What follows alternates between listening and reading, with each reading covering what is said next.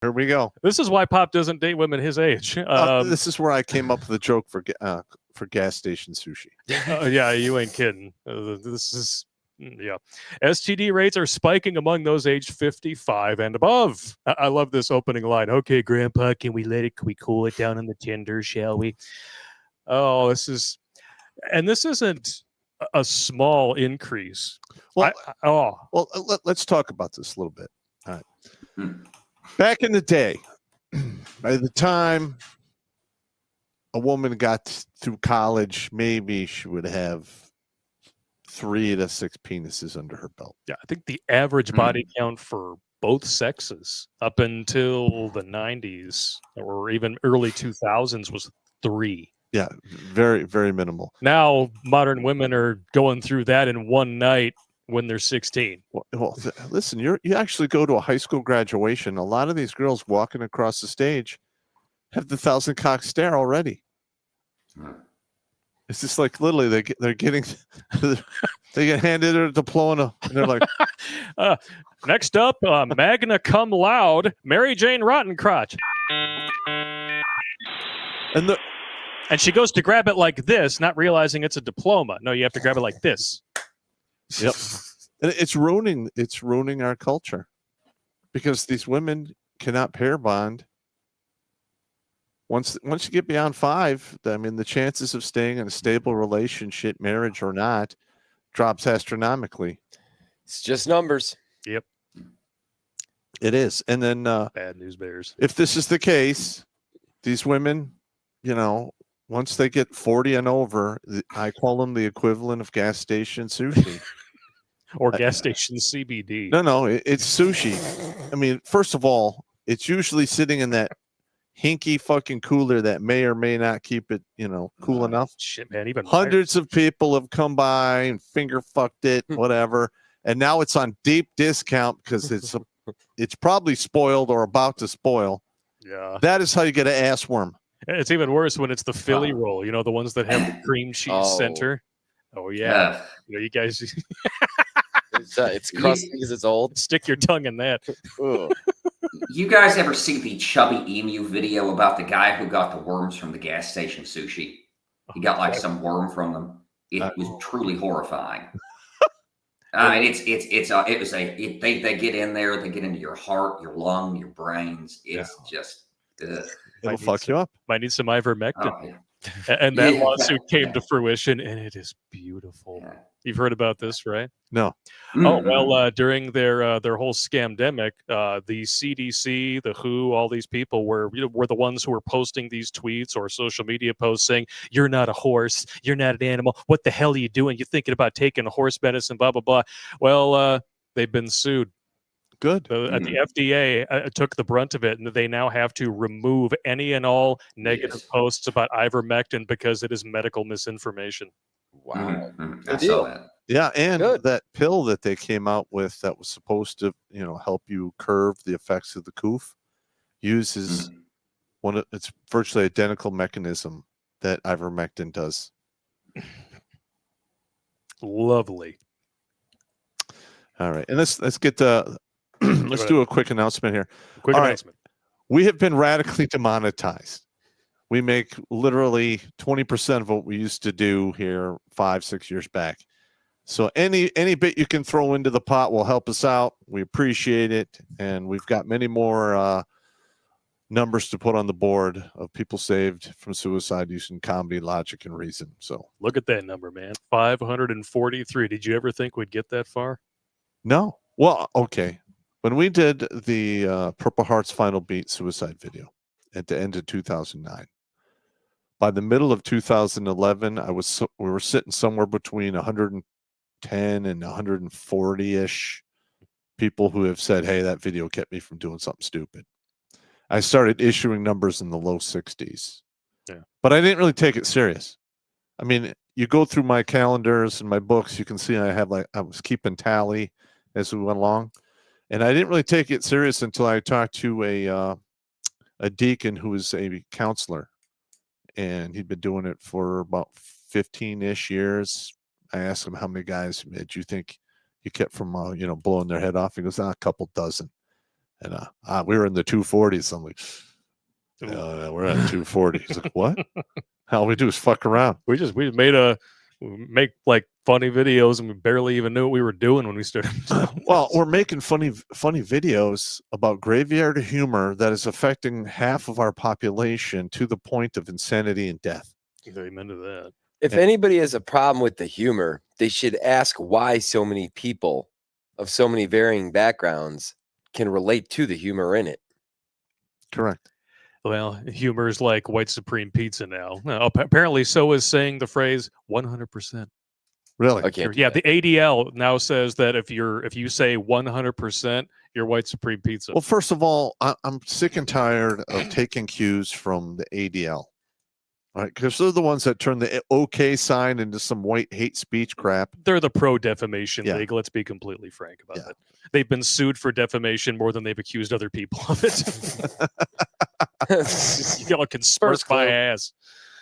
Oh man. Totally true, man. Maybe if they did some more ass smurfing, then get monkeypox. But from just these go through the disgusting stats, though. I mean, tell us. Oh, this is just disgusting. Rates of chlamydia, Which has got- gonorrhea, and syphilis in people ages 55 and up have more than doubled in over a 10-year period from 2012 to 2022.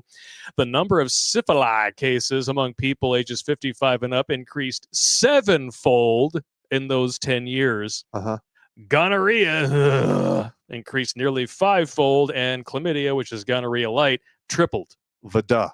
Yeah. So if you're going to rate VD on an alcohol scale, I would put syphili at hard liquor. Then you have, gonorrhea, which is basically a stout beer.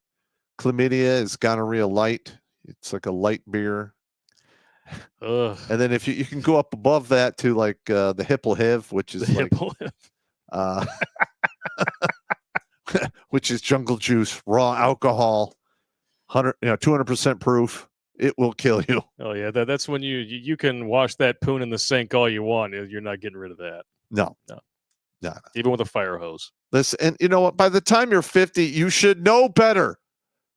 That's where I'm really like shocked. I mean, maybe these people are on the 65 and out plan, and they just don't care if their junk is riddled with disease. It probably already is.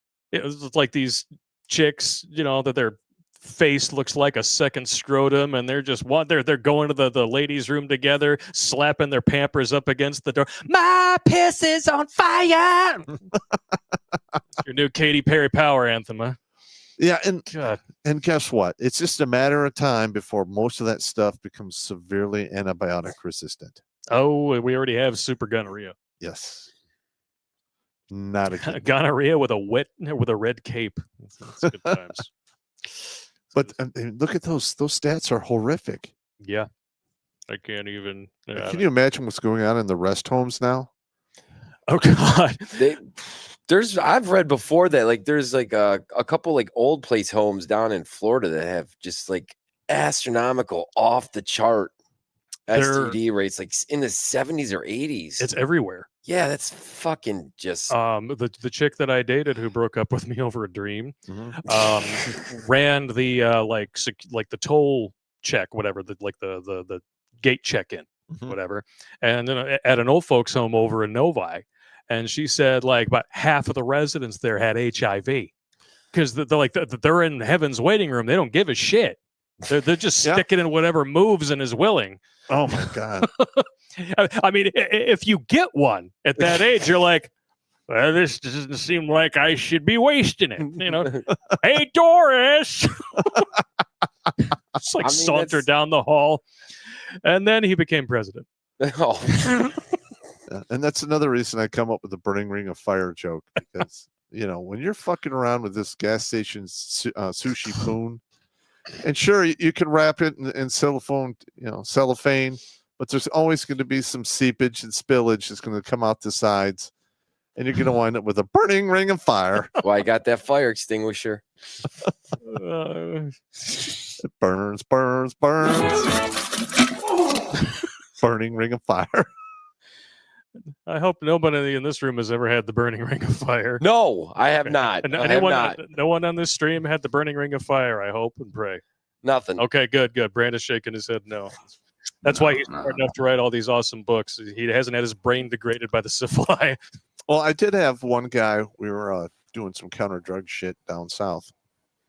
And we're in the field, 5-day mission. We're 1 day in, and he just can't keep up because he's got the burning ring of fire. And I don't know if it was crotch rot, athlete's foot on your penis. I have no idea, but like his hair had fallen off of that thing. It was What? It was dire. What the hell? So it had to be treated on the spot, and A hair coming up? What is he getting? Cock chemo or something? I have no idea. It was bad. Uh, We need to call I'm like, we need to call a helicopter to get this guy out of here. And we couldn't make contact. So I'm like, you're just gonna have to bite the bullet. We have to spray some Lysol on that. No, not Lysol on the Peg D. You did. Yes, it worked. Oh, He screamed, no shit. but we completed the mission, and he was okay. What was the tagline for this mission? What do we call it? Operation Cock Salvage? No. Listen, when you're in the field, Operation Lanky Lysol? you got a 5 or 6 man team. Okay. There's no support in a triple canopy jungle after a certain time of day. Good luck getting comms. Oh, I know. You're screwed. Okay. And I have no idea why he thought he would be good to go. Well, I do know, because most grunts are like, I'll be fine. Because all grunts do this. Yes, they do. I've seen guys walk 20 miles with a broken leg. One dude showed up after airborne op with one of his finger like bent all the way back, like ripped tendons and stuff. Oh. And I was like, I'll just put a splint in, I'll be fine. I'm like, yep, you're going to the rear. No pun intended. But I mean, that's what grunts do, man. And apparently he just took it a little too far. He had a redheaded Grumpy Johnson going on down there. Apparently he had put it in the pickled end of his snot stick and something really bad. I don't know what happened, because out there down south, there's bordellos, there's all that shit. So Donkey shows. oh my god, Not that you would know or don't anything. get me started. Watch Grunt Speak live every Tuesday and Thursday at 8 p.m. Eastern. And if you want to join Pop for Supporter Sundays, go to redonkulous.com/donate and make a monthly pledge. A link is in the Meat Gazer box.